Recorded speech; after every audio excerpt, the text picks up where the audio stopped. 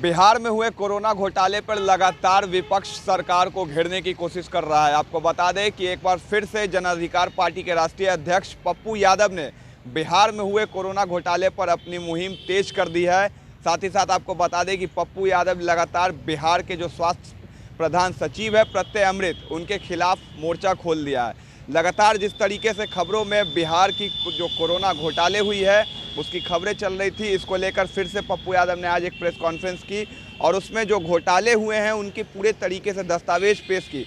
साथ ही साथ जो घोटाले हुए हैं, जो टेंडर निकाले गए थे, उन टेंडरों के बारे में भी उन्होंने जानकारी दी है और इसको लेकर बिहार के सरकार पर और नीतीश कुमार पर सीधा सीधा आरोप लगाया है कि बिहार में कोरोना काल के दौरान कई बड़े घोटाले किए गए हैं। स्वास्थ्य विभाग के द्वारा हाल ही में जो फ़ोन नंबर जारी हुआ था जिसमें कि 0 डिजिट के तमाम 10 नंबर थे, यानी कि जो फर्जीवाड़ा किया गया था कोरोना घोटाले में लेकर जो डेटा दिया गया था, जो डेटा इन लोगों का दिया जा रहा था, उसमें कई ऐसे फर्जी फ़ोन नंबर थे जिसमें कि जो सुचारू रूप से चालू नहीं थे। ऐसे में कई लोगों का जो डेटा है वो अमान्य था और इसको लेकर फिर से एक बार पप्पू यादव ने स्वास्थ्य प्रधान सचिव पर हमला करते हुए नीतीश कुमार की सरकार को घेरा है और साथ ही साथ इसकी पूर्ण रूप से जांच करने की मांग बिहार सरकार से की है। क्या कुछ कह रहे हैं पप्पू यादव, आप पहले सुनिए। मैं लगातार घोटाले, स्वास्थ्य विभाग के घोटाले के बारे में चर्चा करता रहा हूं। आज स्वास्थ्य विभाग के द्वारा जो पूर्व के सचिव थे दयाल उदय कुमावत, उनके आदेश को निरस्त कर वर्तमान स्वास्थ्य सचिव ने किस तरीके से 700 साढ़े 700 रुपया का एस्टीमेट बढ़ा करके पीएमसीएच और कोरोना में पूरे ब्लॉक में किस तरीके से कोरोना में पूरे ब्लॉक में घोटाले हुए हैं, ये दो उजागर। और तीसरा है रुपेश। तो पहला तो मैं अपना आपको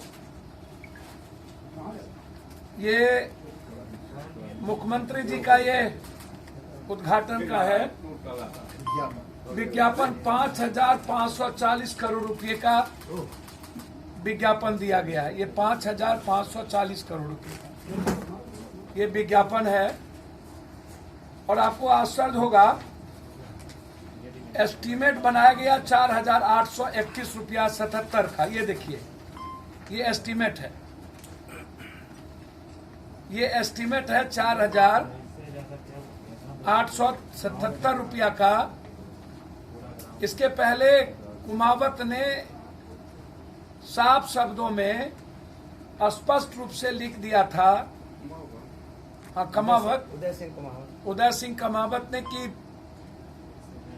फाइल पर लिख दिया था कि इस एस्टीमेट के तहत ही कार्य की शुरुआत की जाएगी, जिसमें एक बड़ी कंपनी को देने की जो बात आई थी उसको भी उन्होंने रोका था। जब वर्तमान स्वास्थ्य सचिव आए तो उसके ऑर्डर को निरस्त करते हुए उसने लिखा है, ऑर्डर है, पूरी फाइल है कि माननीय मुख्यमंत्री के प्रत्याशा में आदेश के अनुसार 5,540 करोड़ का एस्टीमेट बना करके BMSICL द्वारा पीएमसीएच पटना 20 सितंबर 2019 को NIT नंबर 32/2019 से टेंडर निकाला गया पर प्राकृत राशि 4,831.77 करोड़ रुपया। डेढ़ साल बाद मुख्यमंत्री नीतीश कार्य का बजट 5,540 करोड़ बताकर 5,540 करोड़ बताकर विज्ञापन के साथ पीएमसीएच का उद्घाटन किया गया। किन परिस्थितियों में इस टेंडर में 17.23% की बढ़ोतरी हुई, इसमें सीधा 706.23 करोड़ रुपया अनियमितता बरती गई है। इसमें इस पूरे प्रकरण में पूर्व सौभाग्य प्रधान सचिव उदय कुमावत ने असहमति जता चुकी है, जिसका ट्रांसफर कर दिया गया। इससे पहले BMSICL के द्वारा कई बार एस्टीमेट घोटाले की बात एजी ऑफिस बिहार ने राज्य सरकार से आगाह किया था। एजी बिहार के अनुसार 20/8/2014 को 183.81 लाख से 320.503 लाख अनाधिकृत भुगतान ठेकेदारों को किया गया था। एक बार फिर बोल दीजिए। अनाधिकृत 320.503 लाख अनाधिकृत भुगतान ठेकेदारों को किया गया था। DPM office, MO residential and nursing quarter बनाने आदि के मामले में ये एजी ने कह चुका है गलत भुगतान है। मास्क, सैनिटाइजर, क्वारंटाइन, कोविड जांच, फिर खरीदारी, इलाजों के खर्चे, दवाई खरीदारी, पीपी किट आदि खरीदारी में अरबों के घोटाले कैसे हुए हैं, ये तो आपको पीएमसीएच का मैंने बताया कि किस तरीके से कमावत के आदेश को पलटते हुए और एजी ऑफिस, जबकि पहले भी इन घोटाले में इतने नर्सिंग क्वार्टर और एमओ रेसिडेंस में 330 से 500 के लगभग करोड़ रुपया का घोटाले हैं, और फिर 700 साढ़े 700 का करोड़ का एस्टीमेट बना करके आम आदमी पर बोझ डालने का प्रयास वर्तमान सचिव ने किया है, और ये इसके प्रूव्ड है, टेंडर के पूरी फाइल है। दूसरी तरफ आपको आश्चर्य होगा, लगातार सभी जगहों पर, सभी सामुदायिक केंद्र में एएनएम, लगभग क्वारंटाइन सेंटर में जितने पैसे दिए गए, लगभग उसकी जांच की मांग 10-10 हजार रुपया कोरोना वायरस के समय पंचायत को दिया गया। एएनएम का मेरे पास कंप्लीट रूप से ऑडियो है, जिन्होंने यह कहा है कि बीएचएसएनएस एएनएम अध्यक्ष संजू बेग खाता में गया 5,000 रुपया 2 बार, यानी 10,000। 17 पंचायत, सभी पंचायतों से संबंधित लगभग जो भी ब्लॉक हैं, टोटल 2020 में 5,000 रुपया तथा 2020 में पहला माह 5,000 रुपया, जो भी 10,000 रुपया पंचायत को मिला एएनएम के खाते से वहां के पदाधिकारी ने निकाल के सीनियर्स को भेजा गया। वहां पर कोई काम नहीं हुई, इसकी जांच आप करवा लें।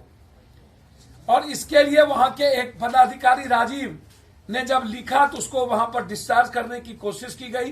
ये प्रभारी चिकित्सक पदाधिकारी इमामगंज, कई ब्लॉकों की चिट्ठी है जिसमें घोटाले का उजागर किया गया, जिसमें कलेक्टर खुद स्वीकार करता है, और उसी पर रोक थाप दिया गया कि टीकाकरण के दिवस पर आपने यह नहीं किया। आशा किट्स 179, 2200, 2000 भंडार पड़ा जिसका वितरण नहीं करवाया गया, ये खुद कलेक्टर कह रहा है।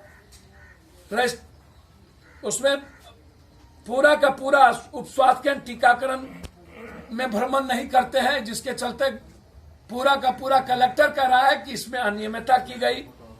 किट्स 179 प्राप्त है जिसका वितरण आज तक नहीं किया गया, वो किट्स कहां गया इसकी कोई जानकारी नहीं। 13 दिन के अंदर भी जानकारी मांगी, फिर भी नहीं दी गई। जबकि video banana, edit, Facebook and WhatsApp upload करना अस्पताल में नियमता कहा गया था कोरोना का, वो भी नहीं किया गया, आज तक किसी पर नहीं है। इस तरीके से आपको आश्चर्य होगा कि किस तरीके से हर ब्लॉक में क्वारंटाइन सेंटर का पैसा, नीतीश बाबू आप उसी से जांच करवा रहे हैं जो पैसे में इन्वॉल्व है।